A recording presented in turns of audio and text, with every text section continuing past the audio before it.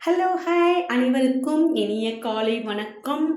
இன்னைக்கு என் வீட்டில் என்ன ஸ்பெஷல் அப்படின்னு பார்த்தீங்கன்னா முருங்கைக்கீரைங்க. உண்மையாலுமே இது ஸ்பெஷல் தாங்க.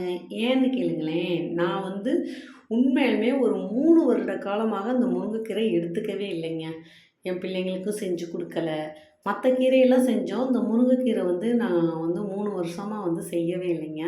சரி, ஓகே. இன்றைக்கி கருணைக்கிழங்கு புளிக்குழம்பு வச்சேன். புளிக்குழம்புக்கு முருங்கைக்கீரை சைடாக தொட்டுக்கிட்டு சாப்பிட்டோம்னா அவ்வளோ ஒரு டேஸ்ட்டாக இருக்குங்க. எங்கள் வீட்டில் பார்த்திங்கன்னா முருங்கை மரம் இருந்துச்சு. அந்த முருங்கை மரத்தில் நிறையா காய் காய்ச்சிச்சு. நிறைய பேத்துக்கு முருங்கைக்காய் கொடுத்தோம்.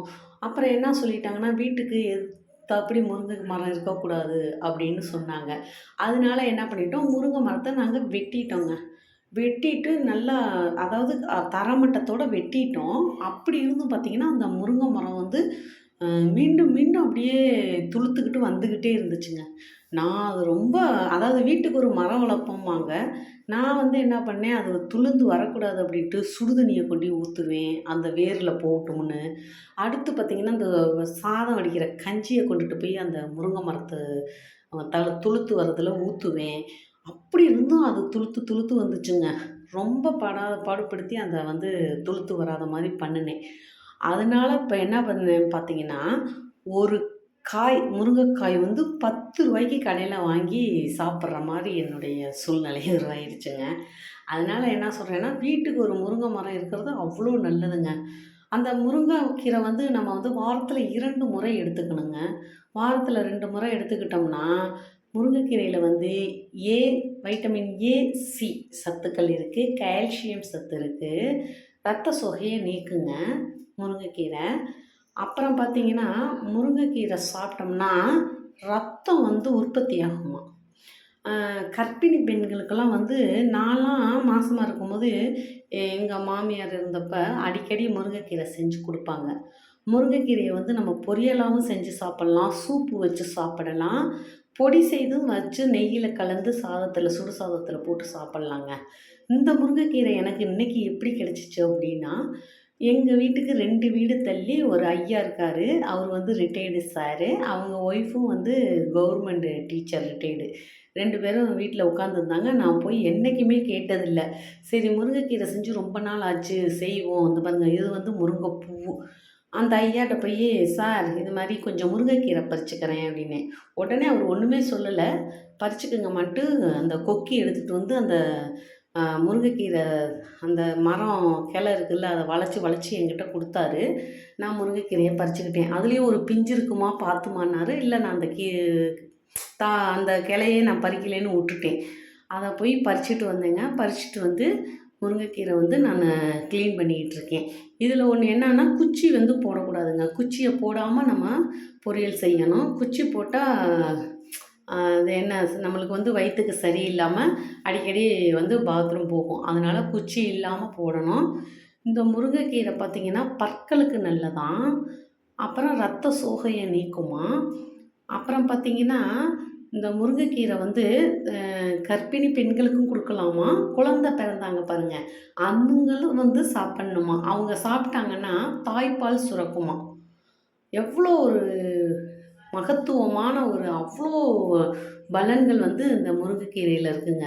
இந்த முருங்கைக்கீரையே ரொம்ப அவைலபிளாக கிடைக்காம இருக்கிறவங்க சந்தையில் 10 ரூபா கட்டுன்னு ஒரு கட்டை வாங்கிட்டு போகிறாங்க. ஆனால் இந்த முருங்கைக்கீரை நிறையா இடத்துல எல்லா வீட்லேயுமே இருக்குதுங்க. எங்கள் வீட்டில் தான் நான் அது மாதிரி செஞ்சு அந்த முருங்கை மரம் வளர விடாமல் பண்ணிட்டேன். அதனால் 3 வருட காலமாக எனக்கு அந்த முருங்கைக்கீரையே கிடைக்கல. அதாவது யார் வீட்லேயும் நான் போய் கேட்க மாட்டேன். இன்றைக்கி தான் போயிட்டு அந்த சார் வீட்டில் போய் கேட்டு பறிச்சுட்டு நானும் என் பொண்ணும் க்ளீன் பண்ணிக்கிட்டு இருந்தோம். சரி, ஓகே. ஆனால் முருங்கைக்கீரை செஞ்சு சாப்பிட்டோம். சூப்பராக இருந்துச்சுங்க. முருங்கைக்கீரை நம்ம எடுத்துக்கிட்டோம்னா, சுறா புட்டு சாப்பிட்டா இப்போ தாய்ப்பால் சுரக்கும்பாங்க. அது அசைவம். அதுக்கு ஈக்குவலாக சைவத்தில் முருங்கைக்கீரை சூப்பு சாப்பிட்ணும். எனக்கு கூட ஒரு தடவை 2 வீலரில் போகிறப்ப ஆக்சிடெண்ட் ஆகி காலில் ஆப்ரேஷன் பண்ணியிருந்தோம். அப்போ கோழி, நாட்டுக்கோழி சூப்பு குடிக்கணும் அப்படின்னு ஒரு தடவை நான் எனக்கு பிடிக்கவே பிடிக்காதுங்க. ஆனால் குடிக்கணுன்ட்டு ஒரு தடவை வச்சு எனக்கு அப்படியே மறந்து சாப்பிட்ற மாதிரி சாப்பிட வச்சுட்டாங்க. அதுக்கப்புறம் பார்த்திங்கன்னா, அது மறுபடியும் கன்டினியூவா என்னால சாப்பிட பிடிக்கல. அதுக்கப்புறம் பார்த்தீங்கன்னா, இந்த முருங்கைக்கீரைய தாங்க சூப்பு வச்சு சாப்பிட சொன்னாங்க.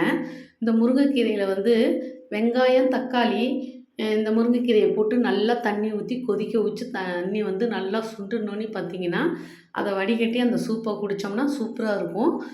வடிகட்ட வச்ச அந்த மீதி வெந்து போன முருங்கைக்கீரை இருக்கு பாருங்க, அத கூட தூக்கி போட வேண்டியதில்ல. அந்த முருங்கைக்கீரையும் நான் சாப்பிட்டேன். அவ்வளோ டேஸ்ட்டா இருந்துச்சு.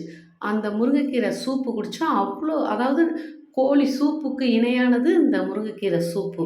அப்ப பாருங்க முருங்கைக்கீரை வந்து அசைவத்தில சாப்பிடா சா அசைவம் பிடிக்காதவங்க சைவத்தில இந்த முருங்கைக்கீரை வந்து அவ்வளோ பெனிஃபிட்டா இருக்குது. அவ்வளோ ஒரு நற்பலனா இருக்கு. எல்லாருமே வந்து சின்ன குழந்தைங்களுக்கு கூட முருங்கைக்கீரை குடுங்க. ஆனா ஒண்ணு இந்த முருங்கைக்கீரைய சாப்பிடும்போது நல்லா மென்னு சாப்பிடணும்.